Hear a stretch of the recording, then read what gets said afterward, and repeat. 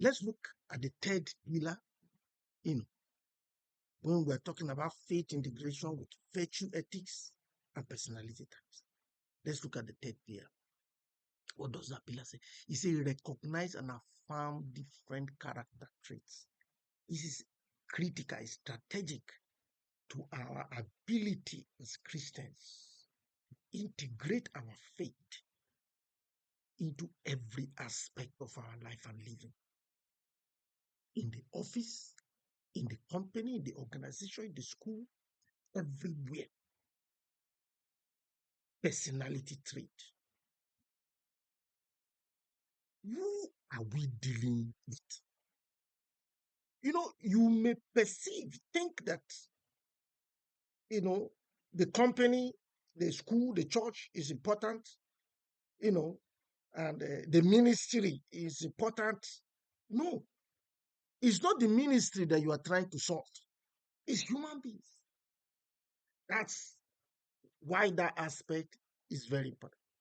It's human beings that we're trying to sort. It's human beings that we're trying to save. It's souls that we're here for. Not for the ministry, not for the education. If you are a lecturer, you are a student in school and you claim Christ, you didn't go there primarily to get your degree. No, that's a sideshow. Why? Because your primary, fixture in your life is Christ. So the agenda of affecting and impacting people's lives is what is central. So that aspect, that pillar is critical. Personality type. People, who are you dealing with? We need to understand the people we're dealing with on different levels. We need to understand them on different levels in order to be able to pass Christ to them, to carry the salt in our life and rub it into them. The Bible said, know thy flock. That's for pastors. Know thy flock. Know thy sheep. Know the people that you are dealing with in the church. Understand them. Know them. Most importantly, the Bible says, know no man after the flesh. Okay, how are you looking at them? You are using the eye of flesh to look and engage with your office mates, your wife or your husband. You're carrying ordinary eye to look at them. There is a strong warning there. Know no man after the flesh. In other words, in faith integration, when you are carrying the power of God, the life of Christ, and you are attempting to allow it touch and change the lives of people, you must know who you are dealing with. And then be able to relate and engage with them in accordance with the direction of the Holy Spirit. The way the Holy Spirit desires to touch that person's life, that means you must be sensitive in your spirit. You must see people. You must see people for who they are. I know some people say, how can you know what is in somebody's mind? Yeah, you must know what is in their mind. You should know what is in their mind in order to be able to assess them. Why? Because you have the mind of Christ. You have the mind of Christ. The mind of Christ has access to every mind on it. There's nothing anybody is thinking that Jesus Christ doesn't know. He told his disciples, hey, you are thinking of this. No, no, no, no, no, no. Hey, the Pharisees, that's what you are thinking. He will answer them. Even before they finish thinking, he answered them. The Sadducees will answer. He knew what was in the mind. The same way Jesus Christ was relating with these people, we can do the same thing. Tell me that you have not engaged with somebody and suddenly it seems as if you just know what the person is thinking. You can remember it.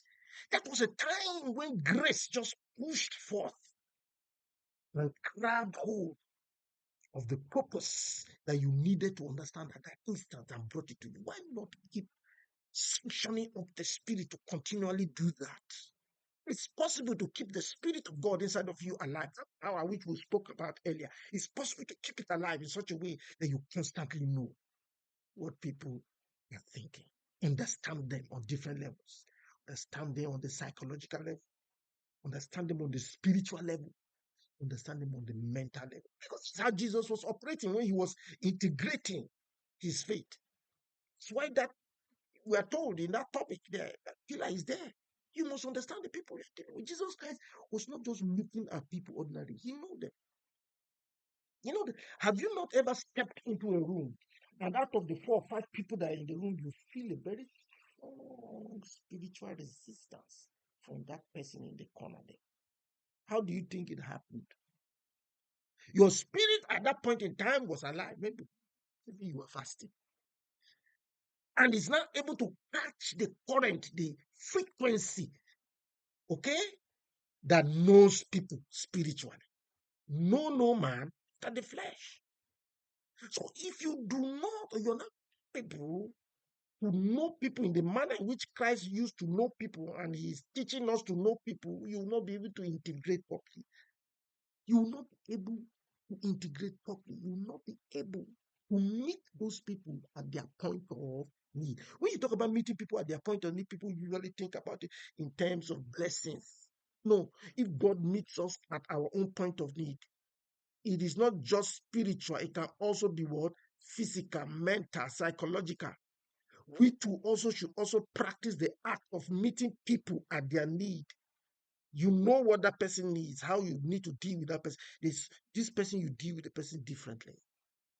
And that person, you deal with the person differently. I am a strict disciplinarian.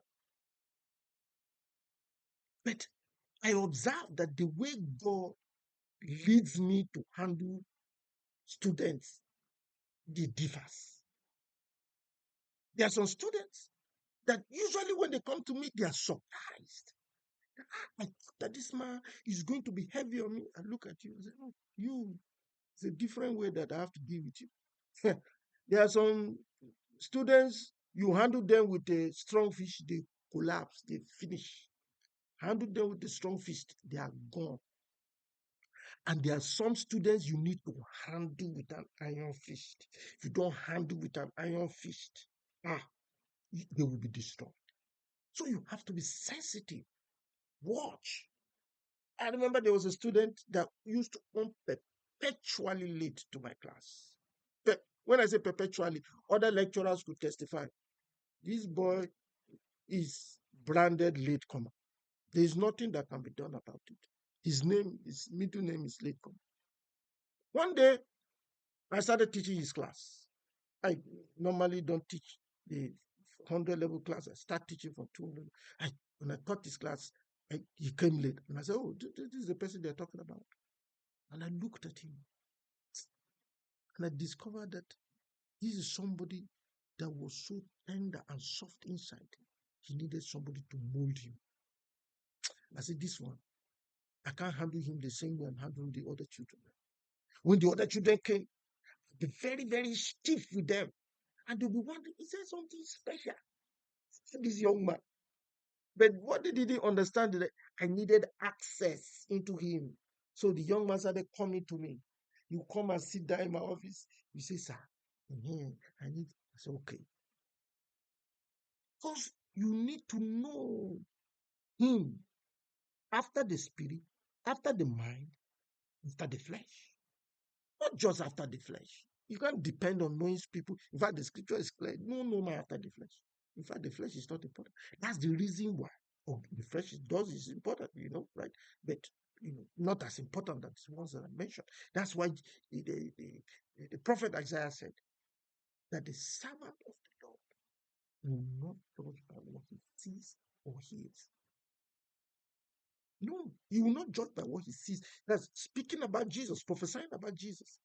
That means Jesus is not depending on what you have told him, what he has heard, what he has seen. No. Because what you see can deceive you. Your eyes can deceive you. Your ears can also, what people are telling you can also deceive you.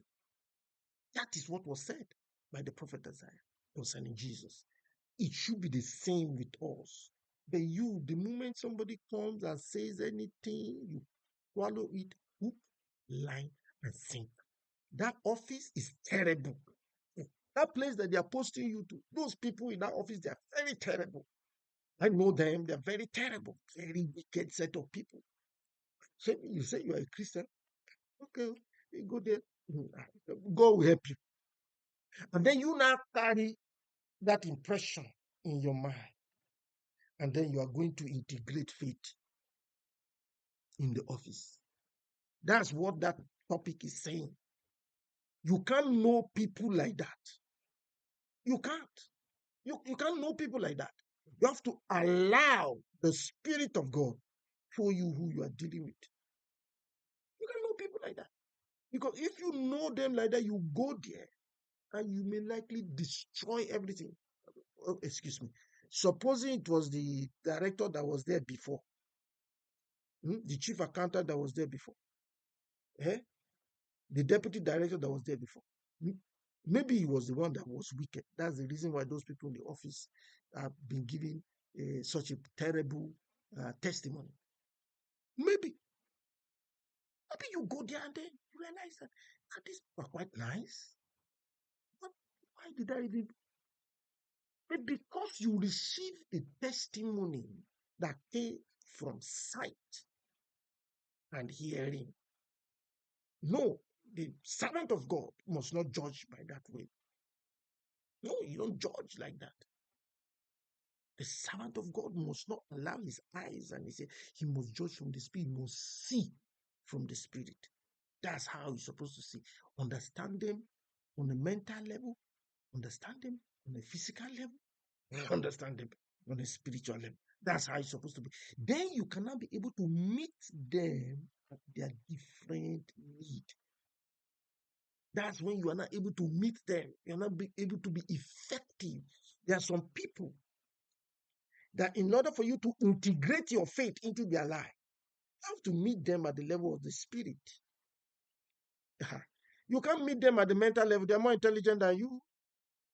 You have to meet them at the spiritual level, meet their need at the spiritual level. There's some people is physical. It's physical. By the time you engage with them, what's happening?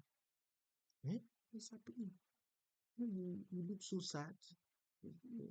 Your face is frowning. I'm not eating. You should have said it now that you have not eaten. Please, can you go and buy 2 pack for us? Myself and listen. Please go and get it. And you eat. You meet them at the physical level. There are some people psychological level that you meet them at in order to be able to integrate your faith. Why are you getting so lean? Is it because your father died? That you are thinking and thinking and thinking? No, life, that's not the end of life. Please come and sit down here. Let's talk about this thing. Let's talk about it. So, as the child of God who is the agenda of heaven in that place, you cannot integrate your faith if you don't know those people, personality, the traits that they have. How do you engage with them? If you don't do that, you will not be able to. You must understand it. Jesus Christ was the master of understanding people. Look and see into their mind. You understand how to engage with them. That's the reason why. You cannot judge by what you hear or see, because Jesus Christ said, I do not accept the testimony of men. Even if my mother were to give testimony about me, she's a human being. She's fallible. She can add something. Yeah, she can even make mistake. She can misinterpret it. So it's only the testimony of God. I accept the testimony of John. Why? Because God called John in that position. His work was to give testimony concerning me. Hey, I accept John's testimony, but the testimony of men, forget it. But many of us will run with the testimony of men and make decisions. Remember that particular topic speaks about decision making, decision, character, decision making, how this affects your decision making. Some of us will run with that decision, what you have been told and what you saw. Many things you see that may not be the actual thing. Yes, it looks that way, but it may not be that way. So, do you run with the testimony of man, or you run with the discerning power of the Holy Spirit? Say, no, no man. That same spirit, remember the spirit we spoke about, the power we spoke about that comes inside of you. It is that power that enables you the capacity to have the mind of Christ, to be able to see into other people's mind. The mind of Christ has access to all the mind. There's no mind that is above you. There's no heart that he doesn't see. In fact, he says he judges by the heart. It's the heart that he looks at to judge, not the face. When Samuel was trying to anoint, the sons of Jesse, he was looking for one that was. God said, of course, it doesn't. It's not appearance that he looks at. He looks at the heart. He looks at the heart. How is it that what's his name? Samuel was able not to anoint the wrong person? In fact, he wanted to anoint him. God said no. He looked at somebody tall, huge, stately, very well appointed. And God, you are saying, no, this one looks like a king, correct? Looks like a king. Then God said, no, I don't judge by the appearance. Supposing someone was not hearing from God, David would never have become king, because the prophet is refusing to hear from God. He's losing eye. He's looking at the flesh. So we cannot integrate faith without our spiritual minds open. You go to an office, understand the people that are there. Understand the people that are there. And know how you engage with them. How you engage with them in order to be able to bring out the best that is in Christ. This topic is rested at this point, but this is not the end of it. There are certain aspects of this topic that will come up in different other topics, especially in chapter 2 and chapter 3. We'll try once in a while to take back on them. So please put your questions together.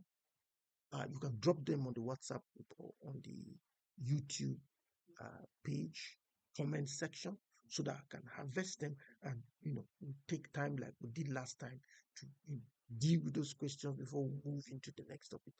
In the meantime, please start preparing for your test. Your test is coming up in December. Okay? God bless you.